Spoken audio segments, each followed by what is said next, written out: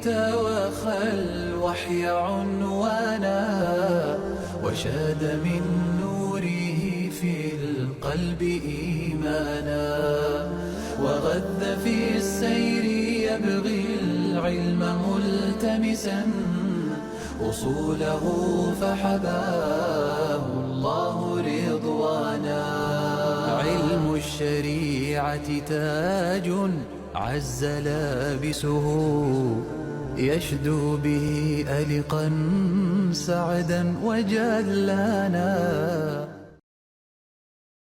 السلام عليكم ورحمة الله وبركاته. የተከበራችሁ መሸይኾቻችን ዱዓቶች በድጋሚ እንኳን ተገናኘን። ስለ ዑስማን ገድል አበርክቶና ስለሳቸው ደረጃና ክብር ልናወራ በድጋሚ ተገናኝተናል። በዛሬው ቆይታችን ሌላ መሰረታዊ ጉዳይ እናነሳለን ከዑስማን ጋር በተያያዘ ረዲየላሁ ዐንሁ። እንደምታውቁት እንግዲህ ተቋም የሚባል ነገር አለ። ተቋም ደግሞ ራሱን የቻለ ተቋማዊ አሰራር እና ስርዓትና መርሆች አሉት።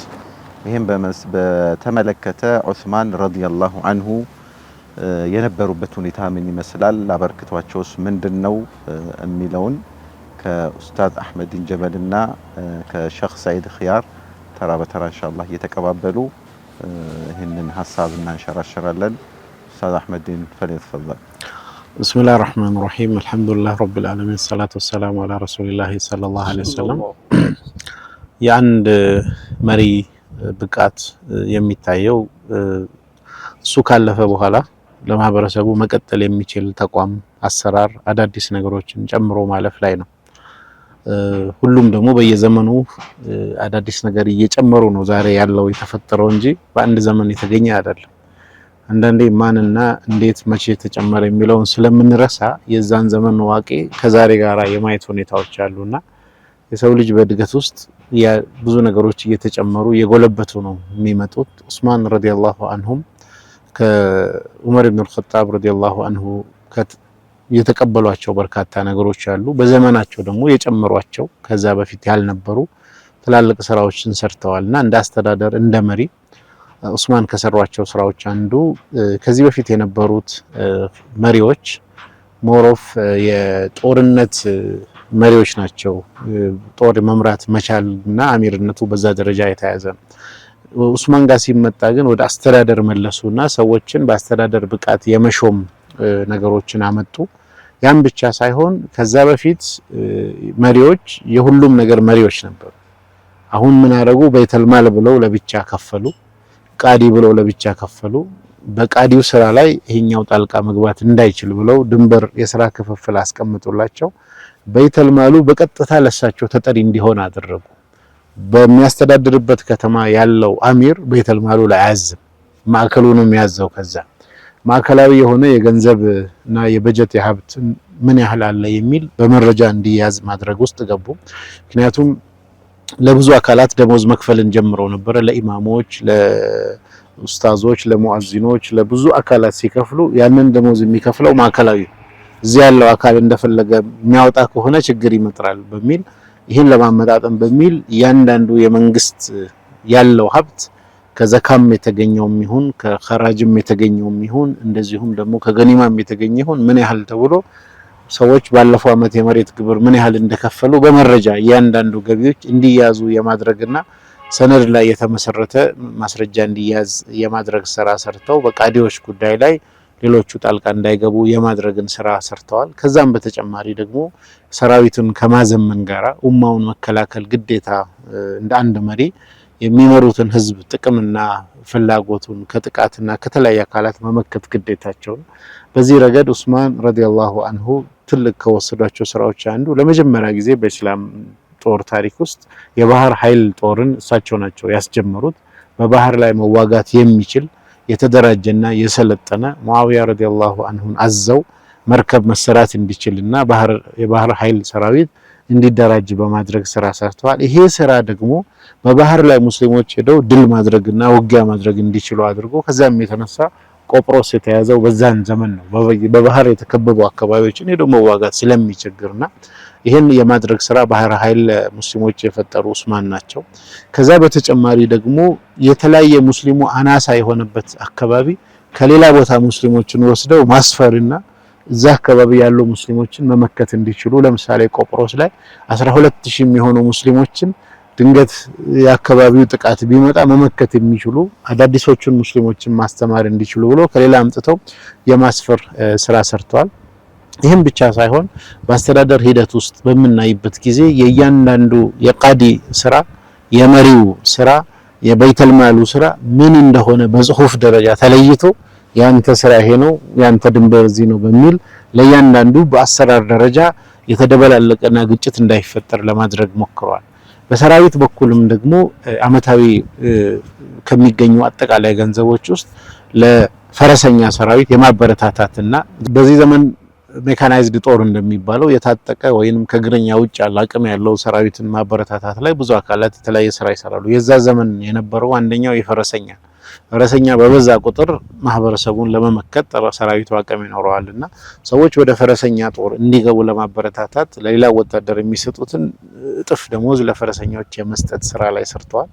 ይህም ብቻ ሳይሆን ሰራዊቶች እየተዘዋወሩ ቤተሰባቸውም ጋር እንዲገናኙ በማድረግ በአራት ዙር በመክፈል ሰራዊቱን የተወሰነ ጊዜ ያገለግላሉ። ከዛ በኋላ ተራቸው ወደ ቤተሰብ ጋር ሄደው ይኖራሉ። ምክንያቱም የተለያየ ግዛት ነው ያሉት። ከአንድ ሰፈርና አንድ አካባቢ ብቻ ቋሚ የሚኖሩበት ለሰው ኑሮ አስቸጋሪ ስለሆነ ቤተሰቦቻቸው ጋር ልጆቻቸው ጋር እየመጡ በተራ በዝውውር እንዲሆን የማድረግ ስራ ሰርተዋል።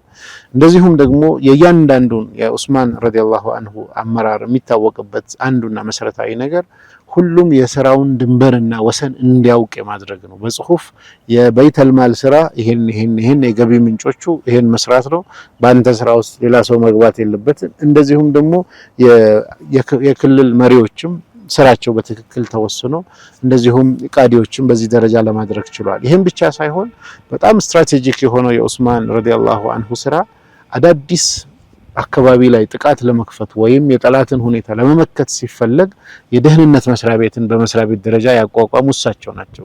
ከነብዩ ሰለላሁ ዐለይሂ ወሰለም ዘመን ጀምሮ የደህንነት ስራን እነ ሁዘይፋ ይሰራሉ።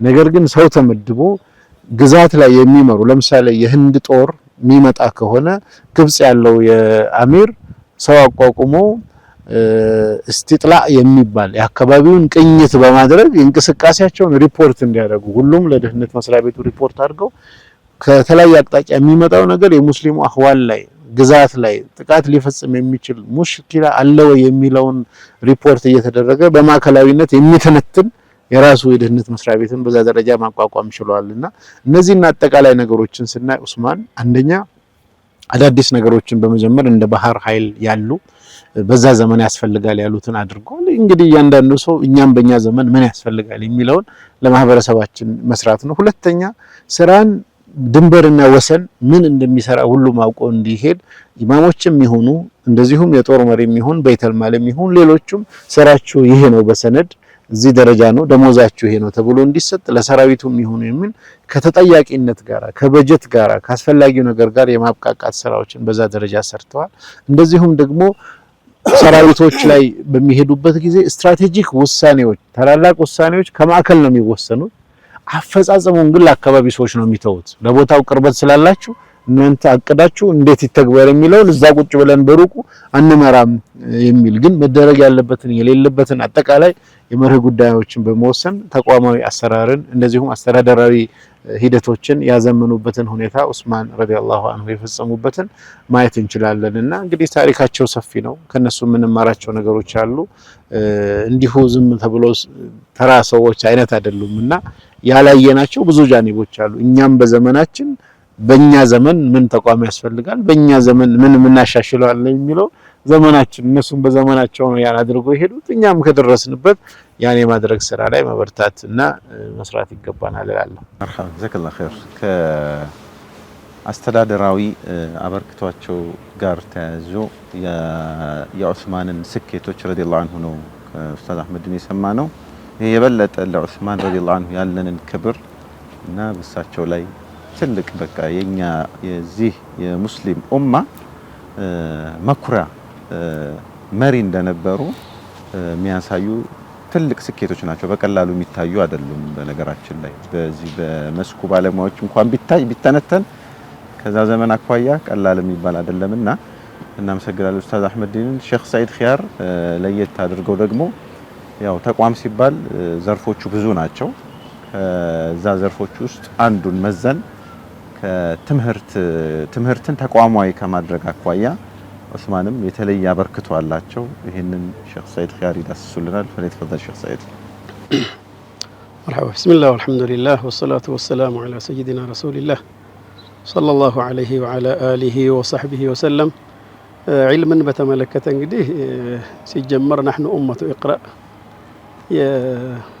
رسولهم عليه الصلاة والسلام مع العلماء ورثة الأنبياء ዑለማዎች የነብያቶች ወራሾች ናቸው። ነብያቶች ብርና ወርቅ ሳይሆን ያስወረሱት እውቀት ነው ብለዋልና በዚህ ጃኒብ ይሄ ዲን የእውቀት ዲን ነው። እውቀት ከተግባር ጋር የሚያስተምር ዓለሚ የሆነ ረባኒ የሆነ አካታች የሆነ ሃይማኖት ነውና እዚህ ላይ ረሱሉም አለይሂ ሰላቱ ወሰላም ኸሊፋዎች በዚህ መስክ ነው የሄዱትና የሰሩት። በተለይ የዑመርና የዑስማን የኺላፋ ጊዜ በእነዚህ በትምህርቱ ዘርፍ ላይ በተለይ ሶስት ነገሮችን ትኩረት ያደረጉ ናቸው ይባላልና አንደኛ ሁርየቱ ተዕሊም አለ፣ የእውቀት ነጻነት። በመሰረቱ ብቁ የሆኑ ሰዎች ለዚያ ቦታ የሚመጥኑ ሰዎች ይቀመጣሉ። እንደገናም ደግሞ የመማር ማስተማር ነጻነት አለ። የኸሊፋው ስራ የመንግስት ስራ ኢሽራፍ ማድረግና እነሱን ማገዝ ማጠናከር የነበረበት ሁኔታ ነው ያለው። ሌላው መጃንየቱ ተዕሊም ነው። ሶስተኛ አተዕሊሙ ሊልጀሚዕ ነው። ሁሉን አካታች ነበር። ሴቶችን መጃንየቱ ተዕሊም በጣም ጠቃሚ ስለሆነ የትምህርት ነጻ መሆን በነጻ ትምህርትን መስጠት ማለት ነው የተፈለገውና አዎ በነጻ ትምህርት መሰጠቱ ለሁሉም አገልግሎቱ እንዲደርስ መደረጉ እንደገና ደግሞ የትምህርት አሰጣጥ ነጻነት እነዚህ ነገሮች በዚያን ወቅት ጎልተው የታዩና ለብዙ ዘመናትና አመታት የቀጠሉና የቆዩ ናቸው። ስለዚህ ይሄ እንዳለ ሆኖ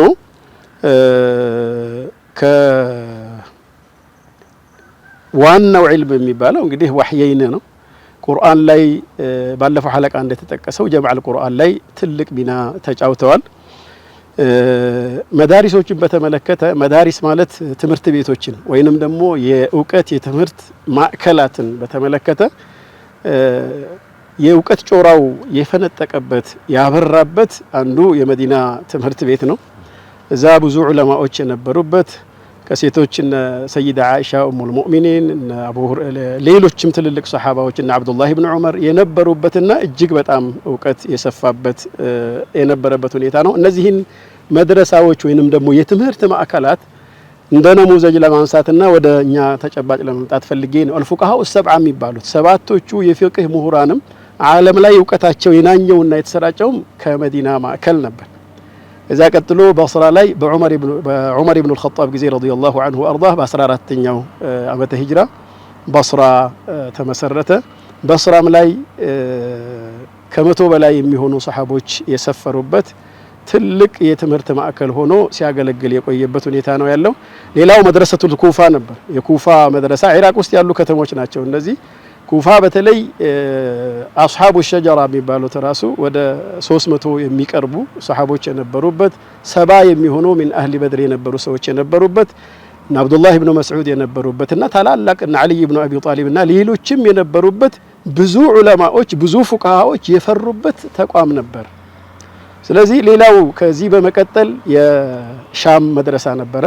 ሻም ላይም አንዳንድ እንትኖች እንደሚያስቀምጡት ከመቶ በላይ የሚሆኑ ሱሐቦች በፈለስጢን በሂምስ በሻም እዛ ጋር የነበሩበት ሁኔታ ነው ያለው። እዚህ ጋር መጥቀስ የፈለኳት አንድ ነጥብ አለች። አቡ ደርዳ እዛ ከነበሩት አንዱ ነበሩና ጃሚዑ ዲመሽቅ ላይ ያስተምሩ ነበር። እዛ ጋር በሚያስተምሩ ጊዜ ሰዎች እነሱ ጋር ይሰባሰባሉ፣ ቁርአንን ያስቀራሉ። ቁርአንን በሚያስቀሩበት ጊዜ 10 ከፋፍለዋቸው ለእያንዳንዱ አንዳንድ እነሱን የሚያርምና የሚያስተምር አድርገው የነበሩበትና ያንን በቁጥር ሲደኩ አንድ ዓሊም ምን ይላሉ 1600 ይደርስ ነበር ቁጥራቸው ይባላል። ይሄ ማለት ምንድነው? የትምህርት አሰጣጥ ስርዓታችንን ጊዜውን አካባቢውን ተጨባጫችንን በዋጀ መልኩ ማዘመን ወሲላውን ማዘመን ይቻላል ማለትን ያሳያል ማለት ነው። ስለዚህ ከዚህ አንፃር በትምህርቱ ዘርፍ ትልቅ ሚና የተጫወቱ ትልቅ መሰረት የጣሉ ናቸው ዑስማን ኢብኑ አፋን። የኛን በሚመስል ከኛ ተጨባጭ አንፃር ዓለማችን አሁን ከደረሰበት አንፃር እኛን ከሚያስፈልገን አንፃር በሀገራችን ደረጃ የመጣበት በተለቂ በሐለቃ በትምህርት በቂርአት ማዕከላት በሐለቃ እዚህ ላይ ደርሷል።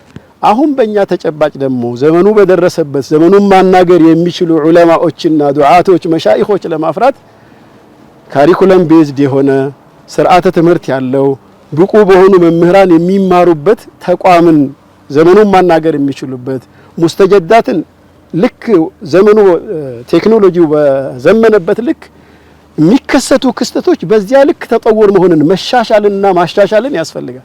ስለዚህ በዛ ልክ ማዘመንን ከነሱ አካሄድን ሂደቶች በምን መልኩ እዚህ እንደደረሱ ከዚያ የወሰነ ስለሆነ ይሄ ደግሞ ወሲላውን ማዘመን ደግሞ የሚበቃ የሚፈቀድ የሚበረታታ ስለሆነ በዚህ መልኩ ተቋሞቻችንን ብናዘምን ዑለማዎቻችንን ማህበረሰቡን ዘመኑን አካባቢያቸውን ማናገር የሚችሉ በየጊዜው የሚፈጠሩ ክስተቶችን ለነሱ መፍትሄ መሆን በሚችሉበት መልኩ ልናስተምርና ልናዘምን ይገባል የሚለውን ለማስታወስ።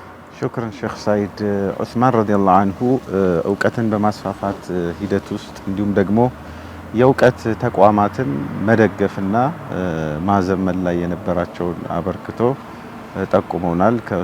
ከሼክ ሳይድ በፊትም ኡስታዝ አህመዲን አስተዳደርን በማዘመን ሂደት ውስጥ የዑስማን አበርክቶ የጎላ መሆኑን ተንትኖልናል። በተለይ ደግሞ ዛሬ እንደው ስለ መዋቅር በስፋት ይወራል። በዛን ዘመን ጥርት ያለ የሚታይ መዋቅር ዘርግተዋል ማለት ነው። እያንዳንዱ ሰራተኛ ያለበት ኃላፊነትና ስልጣኑ እስከየት ድረስ ነው ብሎ ማስቀመጥ በዶክመንት ማስቀመጥ መቻል ቀላል የሚባል ስኬት አይደለም። ተጠያቂነትንም ያሰፍናል፣ ያመጣል፣ የራዕይ ግልጽነትንም ያመጣልና እነዚህ በሙሉ ዛሬ ለምንመራቸው እስላማዊ ተቋማት አስፈላጊም እንደሆኑ የተረዳንበት ጀልሳን ያደረግነው። ለነበረን ቆይታ ሁላችሁንም አመሰግናለሁኝ። ሰላም አለይኩም ወራህመቱላሂ ወበረካቱ። توخل وحي عنوانا وشاد من نوره في القلب إيمانا وغذ في السير يبغي العلم ملتمسا أصوله فحباه الله رضوانا علم الشريعة تاج عز لابسه يشدو به ألقا سعدا وجلانا